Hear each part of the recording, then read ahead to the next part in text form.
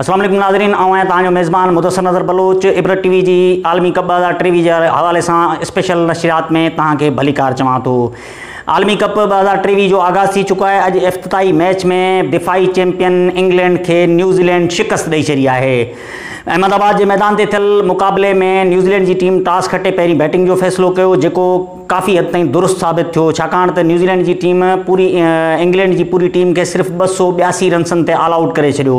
ज़ाहिरी तौर ते 282 रन्सनि जो हदफ़ वॾो नज़र अची रहियो, पर न्यूज़ीलैंड जी सिर्फ़ु हिकु विकेट किरी ऐं 37 ओवर में न्यूज़ीलैंड जी टीम 9 विकेटनि तां इंग्लैंड खे शिकस्त ॾेई इहो हदफ़ हासिल करे कामयाबी माणे वरिती। हाणे अचूं था टीम जी कारकर्दगी ते। जेकॾहिं इंग्लैंड जी कारकर्दगी ते नज़र विझूं त इंग्लैंड जी बैटिंग लाइन टोटली फ्लॉप रही। सिर्फ़ु जॉय रूट 77 ऐं कप्तान जोस बटलर 42 रन्सूं ठाहे टॉप स्कोरर रहिया।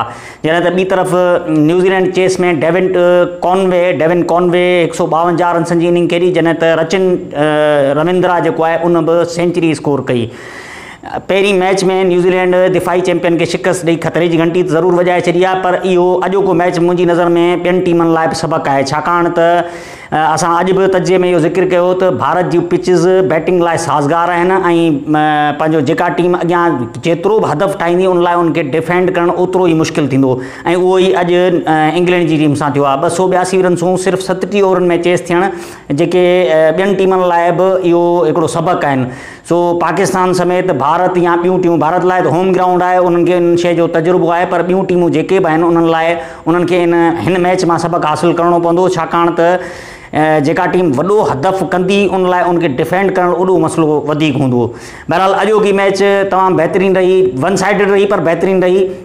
दिफ़ाई चैंपियन इंग्लैंड जंहिंखे फाइनल लाइ फेवरेट करार ॾिनो पियो वञे, उन जी शिकस्त घणनि जूं अखियूं खोले छॾियूं आहिनि। उनजे करे हाणे ईंदड़ मैचनि में ख़बर पवंदी त इंग्लैंड कहिड़ी तरह फाइट बैक करे थी ऐं ॿियूं टीमूं अॼोके मुक़ाबले खां पोइ पंहिंजी कहिड़ी प्लानिंग तहत मैदान ते लहनि थियूं।